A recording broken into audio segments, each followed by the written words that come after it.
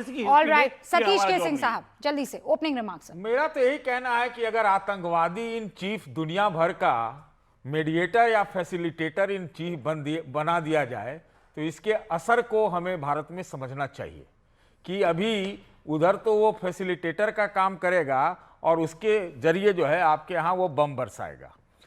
कैसा देश है भाई, हम तो कभी कभी आश्चर्य में पड़ जाते हैं कि वो बिरयानी भी खाता है वाशिंगटन में और चाइना का चाउ चाउ भी खा लेता है और इसके बाद भी फैसिलिटेटर बन जाता है। तो क्या है रेलवे स्टेशन पर कटोरा लेकर बैठे भिखारियों को देखा है? उनके कटोरे में चाउमीन भी पड़ जाता है, उनके कटोरे में दही बड़ा भी पड़ जाता है, उनके कटोरे में सैंडविच का आधा टुकड़ा भी पड़ जाता है।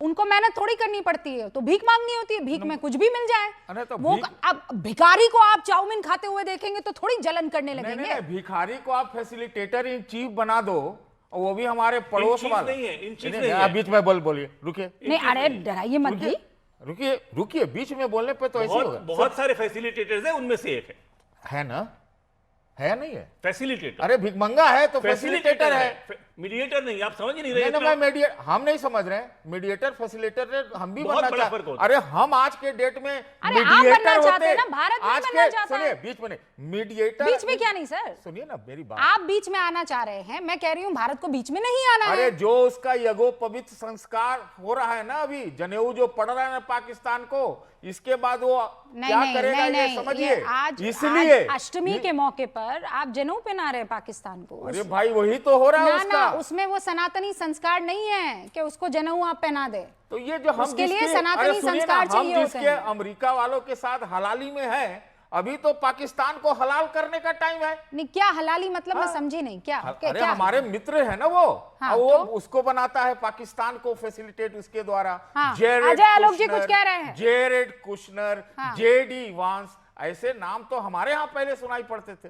ये आप समझिए ना कि क्या हो रहा है। ये एक बहुत बड़े चिंता का विषय है। नहीं तो आप क्या चाह रहे हैं? समझ लीजिए। नहीं, आप क्या चाह रहे हैं? हम ये चाहते हैं कि जैसे अभी ईरान हमको अपना दोस्त बता रहा है ना नया, पहले तो 4-5 रोज नहीं बताया क्योंकि उस समय तक हमने कंडोलेंस वाला रजिस्टर नहीं साइन किया था। अब जैसे दोस्त बता रहा है, मेरा मन कहता है एक कि हम जो अभी रूस कर रहा है, भारत को वही नीति अपनानी चाहिए। अभी अमेरिका वालों से हमको थोड़ा सा दूर रहना चाहिए। अच्छा। वो ट्रम्प चाचा ने हमें कुछ नहीं दिया, लूटवा दिया, लूट लिया। वो कहता है युद्ध भी रुकवा देता है। पाकिस्तान कहता है कि जी हमने युद्ध रुकी, उसने हमें भारत को कहा युद्ध भी रुक जाता है, फैसिलिटेटर भी हो जाता है, बम भी मारता है, टेररिस्ट भी एक्टिविटी भी करता है और मुज़ाकरात भी करवाता है। अच्छा, Satish Kaku and all don't insult any human being, even Nastik and beggar are also human being. Rubika जी, आप इस तरीके से उनका जो है उन बेइज्जती मत कीजिए। एक साहब ये लिख रहे हैं, मतलब क्या भारत भी क्या प्यारी चीज है। हाँ डॉक्टर आलोक। रूबिका जी, बेसिकली देश में राजनेताओं में पॉलिटिकल कॉन्स्टिपेशन हो गया है और विशेषज्ञों को इंटेलेक्चुअल कॉन्स्टिपेशन हो गया है। दोनों चीज की कोई दवा नहीं। ये देखिए साहब, लगातार पाकिस्तान पाकिस्तान पाकिस्तान, ये डिबेट पाकिस्तान पे हो रही है। जब हमारे विदेश मंत्री ने कह दिया कि दलाल देश हम नहीं हैं, तो आपको क्यों पेट में दर्द हो रहा है भाई? क्या कर रहे हैं ईरान, क्या कर रहा है अमेरिका? हमारे हित कहाँ हैं कि हमारे तेल निकलने चाहिए कि नहीं निकल रहे हैं कि नहीं? होर्मुज़ स्ट्रीट से निकल रहे हैं और ईरान हमें मित्र देश भी कह रहा है। खामनेई चचा कहाँ गए? बड़ा रजिस्टर साइन करने का मन कर रहा था आपको 3-4 दिन में। सतीश जी, व्यर्थ की बातों पे समय व्यर्थ करके ना देश का समय खराब करना चाहिए, ना अपना समय खराब करना चाहिए। आज की तारीख में भारत का हित सर्वाधिक महत्वपूर्ण है। हमारा हित यह है कि हमें निर्बाध सप्लाई मिलती रहे और एक वैश्विक मित्र होने के नाते हमारा ये फर्ज बनता है कि हम हर वो प्रयास करें जिससे इजराइल, अमेरिका और ईरान के ये युद्ध थम सके, जिसके लिए हमारे प्रधानमंत्री जी लगे हुए हैं। वैश्विक स्तर पे हर देश से बात कर रहे हैं, सब कुछ बात कर रहे हैं।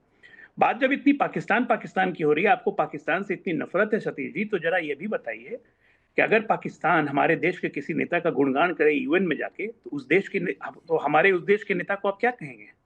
बहुत बड़ा नेता है या गद्दार है? हमारे उस किसी देश के नेता को पाकिस्तान कोट करके हमारे देश की छवि खराब करे, तो हमारे उस देश के नेता को आप क्या कहेंगे सतीश जी? इंटेलेक्चुअल हैं आप, खुल के बोलिए, डरिएगा मत। वैसे नेता को आप क्या कहेंगे? क्या वो नेतागिरी के लायक है? या बिल्कुल नहीं है? क्या ऐसे ऐसे नेता देश के धब्बे हैं कि नहीं है? ये सब भी बोलना पड़ेगा ना, नहीं तो फिर इंटेलेक्चुअल कॉन्स्टिपेशन की बात आएगी कि सेलेक्टिव आप उबाचते हैं, बाकी इंटेलेक्चुअली कॉन्स्टिपेट हो जाते हैं। तो ये सब चीजें सोच के बोला कीजिए। आज ये देश जिस मुहाने पे खड़ा है, अभी रुक जाइए, खत्म कर लो, अभी रुक जाइए, खत्म कर लो तो फिर जवाब दीजिए। अरे आपका खत्म नहीं होगा। अरे चिंता मत कीजिए, खत्म हो जाएगा। मुझे वैसे भी आगे बढ़ाने की जरूरत नहीं है, खत्म आप लोग का नहीं होता है, क्योंकि पॉलिटिकल कॉन्स्टिपेशन है ना। कुछ नहीं तो कुछ, कुछ नहीं तो कुछ। प्रधानमंत्री बोलते क्यों नहीं है? प्रधानमंत्री बोलते हैं तो सदन से गायब।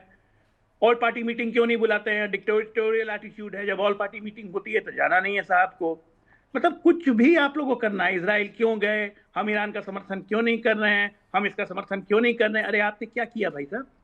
और आज जो रूबिका जी जब अपने एडिटोरियल में बोल रही थी कि 1981 से पाकिस्तान ईरान का एक अनऑथराइज एजेंट बन के न्यूयॉर्क में बैठा हुआ है, ईरान की एम्बेसी चला रहा है, तो उसमें कौन सी गलत बात है?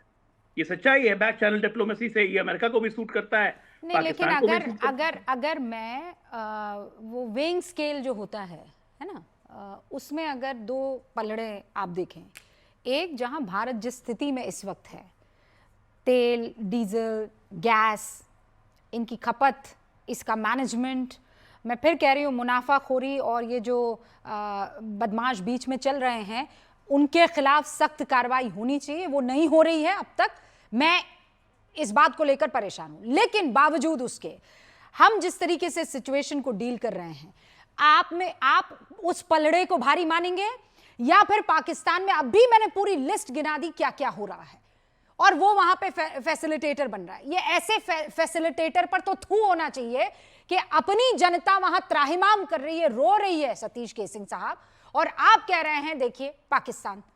अरे मैं यही इसीलिए तो चिंतित हूं कि इतने दिन से पाकिस्तानी रो रहे हैं, भिखारी बन गए, सबसे अलग थलग हो गए, आतंकवादी इन चीफ हो गए, फिर भी ऐसा कौन सा जादू कर देता है भाई तो कि उसी के थ्रू मैसेज जाता है। आपको क्यों समझ में नहीं आ रहा? मैं आपसे एक बात कर रहा हूं, पहले आलोक जी का जवाब तो दे दूं। दीजिए। दरअसल मैं आपको बताऊं कि ये पॉलिटिकल कॉन्स्टिपेशन जो है ये भाजपा को है कि उनको एक मुर्गी चाहिए जिसके ऊपर देश के भीतर तोप छोड़ते रहें। अरे तोप छोड़ने की जरूरत पाकिस्तान के ऊपर है। ट्रंप से निपटवा दो ना इस बार पाकिस्तान को।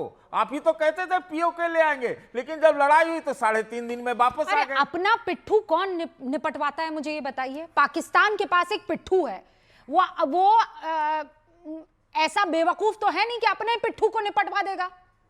आपको ये बात समझ में नहीं आती? जवाब दे दे।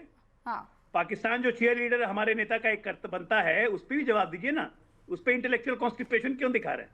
नहीं, अगर जो नेता है, देश के विपक्षी नेता अगर पाकिस्तान का गुण गाते हैं तो मैं तोप लेके उनके खिलाफ खड़ा होऊंगा। लेकिन अब पाकिस्तानी क्या करते हो? तो पाकिस्तानी वाले तो आपको बयान देके कभी कभी मजबूत बनाते हैं। तो पाकिस्तानी क्या करते हैं तो करने दीजिए पाकिस्तान को दलाली। आपको क्यों पेट फिर पाकिस्तान के साथ ये अमेरिका वाला ये खेल रहा है खेला, ये कोई चिंता की बात नहीं है क्या आलोक जी?